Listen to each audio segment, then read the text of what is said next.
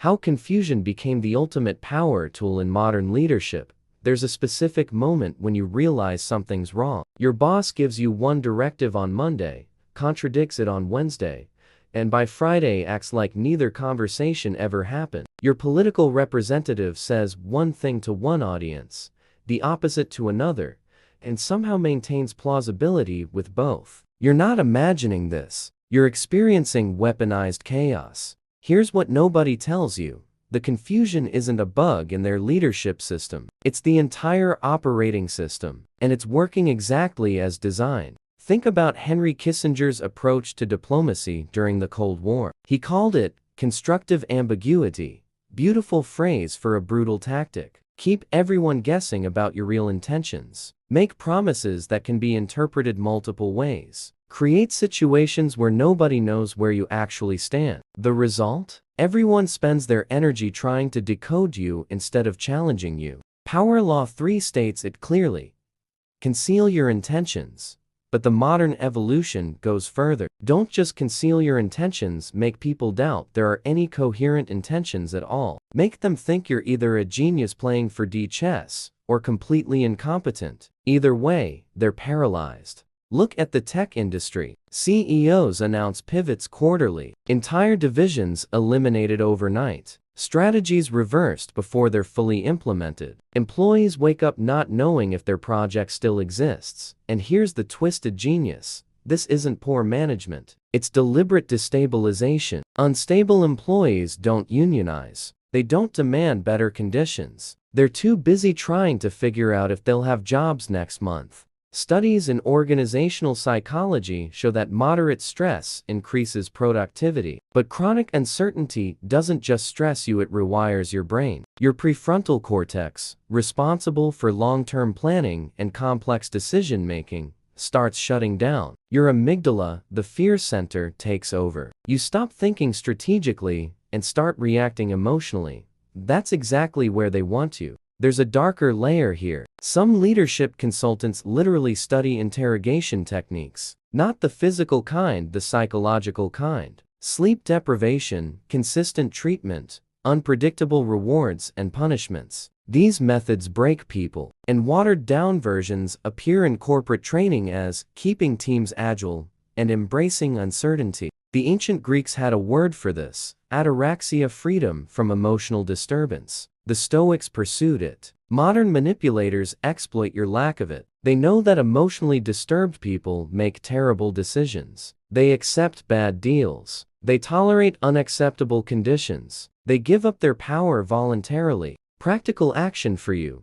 For the next week. Track every time someone in authority gives you contradictory information. Write it down with dates. Patterns will emerge. Chaos isn't random when it consistently benefits the same person. But there's something even more disturbing you need to understand about who falls for this and why some people are more vulnerable than others to these tactics. If you're starting to see these patterns everywhere, type awake in the comments. Hit that like button and subscribe, because what's coming next will completely change how you see every authority figure in your life. Why your brain is hardwired to fall for chaos manipulation. Your brain has a fatal flaw that manipulative leaders exploit mercilessly. It's called pattern recognition. You're biologically programmed to find patterns, make sense of randomness, create narratives from noise. It's how humans survived for millennia. But in the hands of a skilled manipulator, this survival mechanism becomes your greatest vulnerability. Here's how it works. When faced with chaos, your brain doesn't accept that there might be no pattern. Instead, it works over time trying to create one. You'll invent explanations for contradictory behavior. You'll rationalize the irrational. You'll defend someone who's clearly manipulating you. Because the alternative, accepting that there's no logic, is more terrifying than the manipulation itself. Psychologists call this cognitive dissonance. When reality contradicts your beliefs, your brain doesn't change its beliefs, it changes its perception of reality. Leon Festinger demonstrated this in his study of a doomsday cult in the 1950s. When the predicted apocalypse didn't happen, cult members didn't leave. They became more devoted, creating elaborate explanations for why their leader was still right. Power Law 32 reveals: play to people's fantasies. The fantasy isn't wealth or power. The deepest fantasy is that everything makes sense, that there's order beneath apparent chaos, that authorities know what they're doing. Leaders who understand this can make you complicit in your own manipulation. Corporate culture has perfected this. Vision statements that sound profound, but mean nothing. Metrics that change faster than you can track them. Feedback that's simultaneously praise and criticism. Your brain exhausts itself trying to synthesize coherence from contradiction. And exhausted brains don't rebel. They comply. There's a conspiracy angle worth considering. Some researchers point to Operation Mockingbird and similar programs where governments experimented with mass psychological manipulation through media. Whether those specific programs existed as described or not, the techniques they allegedly used flooding zones with contradictory information, creating controversy around facts, making people doubt their own perception. These are now standard practices in corporate and political leadership. The neurological impact is measurable. Chronic confusion triggers cortisol production. Elevated cortisol impairs memory formation and retrieval. You literally can't remember clearly what was said or done. This makes you easier to gaslight. They can deny saying things they definitely said, and you'll doubt your own memory. Here's what makes you specifically vulnerable: intelligence and conscientiousness. Smart people are better at creating complex rationalizations. Conscientious people try harder to make things work. If you're reading this, you're probably both, which means you're prime target material. Practical action for you: start recording important conversations where legal, not to use against anyone, just to verify your own memory. You'll be shocked how often what you remember differs from what was actually said. But understanding why you're vulnerable isn't enough. You need to know the specific techniques they use so you can spot them in real time before they hook you. If you've ever questioned your own memory after dealing with someone in power, type clarity in the comments. Like this video and subscribe, because the next part breaks down the exact manipulation playbook they're using on you right now. How elite manipulators engineer dependency through strategic instability. There's a moment in every manipulation where the victim becomes invested in the chaos, not just tolerating it, actually needing it. This is the masterpiece of dark leadership, making you addicted to solving their manufactured crises. It works like a slot machine. Behavioral psychologist B. Pfeffer Skinner discovered that random, unpredictable rewards create stronger addiction than consistent rewards. A pigeon that gets fed randomly will press a lever obsessively. A pigeon fed on schedule will press only when hungry. Your manipulative leader isn't failing to provide consistency. They're deliberately creating a variable reward schedule. Sometimes your idea gets praised, sometimes ignored, sometimes criticized. No pattern. Your brain releases dopamine not when you succeed, but when you're anticipating whether you'll succeed. That anticipation becomes addictive. You find yourself working harder for unpredictable approval than you ever would for guaranteed recognition.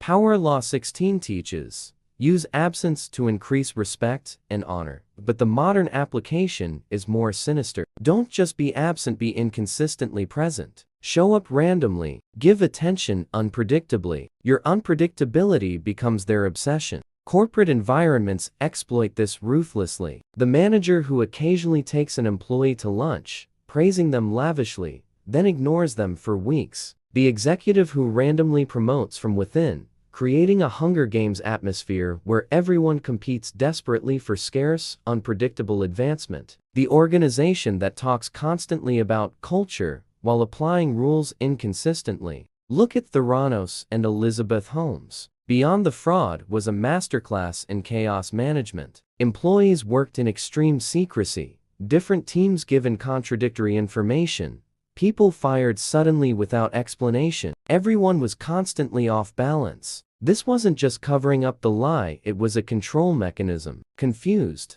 isolated people don't compare notes. They don't organize. They compete with each other to please the unpredictable leader. There's a philosophical dimension here too. Existentialists like Albert Camus wrote about the human need for meaning in an absurd universe. Manipulative leaders create artificial absurdity, then position themselves as the sole source of meaning. They're not just your boss, they're your interpreter of reality. The transition from victim to dependent happens gradually. First, you're confused. Then you're trying to understand. Then you're invested in understanding. Then you can't imagine functioning without their framework, however chaotic. You've internalized their instability as your normal. Practical action for you. Identify one person whose approval you've been chasing inconsistently. Now ask yourself, what would happen if you just stopped chasing? Often, the answer is nothing terrible. The dependency is psychological, not practical. The final piece of this puzzle is the most disturbing. Why this strategy has become dominant across industries, politics, and institutions. The answer will fundamentally change how you navigate power structures. If you recognize this addiction pattern in your own behavior, type independent in the comments. Smash that like button, subscribe, and share this with someone trapped in a toxic workplace or relationship, because what comes next gives you the complete defense system. Why chaos strategy dominates everything now, and how to become ungovernable. We've reached the uncomfortable truth. This isn't just about bad leaders. This is about a fundamental shift in how power operates in the information age. And once you see it, you can't unsee it. Traditional authority relied on legitimacy. Kings had divine right. Experts had credentials. Institutions had track records. But legitimacy requires stability. It requires consistent standards. And consistency can be challenged. If the rules are clear, people can point out when you break them. So power evolved. The new model doesn't break rules, it makes rules meaningless. It doesn't lie consistently, it makes truth itself negotiable. This isn't incompetence, it's adaptation. Chaos is harder to resist than tyranny because you can't organize resistance when nobody agrees on what's happening. The Stoic emperor Marcus Aurelius faced this differently. He wrote, "If you are distressed by anything external, the pain is not due to the thing itself, but to your estimate of it. And this you have the power to revoke at any moment." He's not saying ignore reality. He's saying build internal sovereignty. Power Law 1 warns, never outshine the master, but there's a corollary for surviving masters who use chaos. Never need their light. The moment you build your own framework for understanding reality, their chaos stops affecting you. You become ungovernable. Here's your immunity protocol. First, establish personal metrics independent of their approval. Define success by your standards, not theirs. Second, diversify your dependencies. No single income source, no single relationship, no single identity. Third, practice decisive action under uncertainty. Make clear decisions even when you don't have complete information. Fourth, build parallel structures, communities, networks, resources that exist outside their system. Winston Churchill navigated British political chaos for decades by maintaining an independent power base: his writing, his relationships across party lines, his personal finances. When his party abandoned him, he survived. When they needed him, he had leverage. He was never desperate. But here's the truly subversive move: become comfortable being misunderstood. Manipulators need your need to be understood. When you release that need, you become invisible to their strategies. They can't hook what they can't read. Some theorists argue we're in late-stage capitalism's final form, where everything stable is being deliberately destabilized for profit and control. Whether you buy that or not, the skills for surviving intentional chaos are the skills for surviving any chaos. Practical action for you. Build an exit fund. 6 months of expenses you never touch. Not for when things go bad, for the psychological freedom of knowing you could leave anytime. That freedom changes everything. The final irony: leaders who weaponize chaos are themselves terrified of chaos. They need predictable victims. Unpredictable people terrify them. Your liberation isn't fighting their chaos, it's embodying a deeper order they can't touch. If this video showed you how to reclaim your power, type sovereign in the comments. Like, subscribe, share with someone who needs to break free from manipulation, and remember, in an age of manufactured confusion, the clearest mind wins. Disclaimer: this content is for educational and entertainment purposes only. It analyzes power dynamics and manipulation tactics to help viewers recognize and protect themselves from psychological manipulation. It does not encourage unethical behavior or manipulation of others.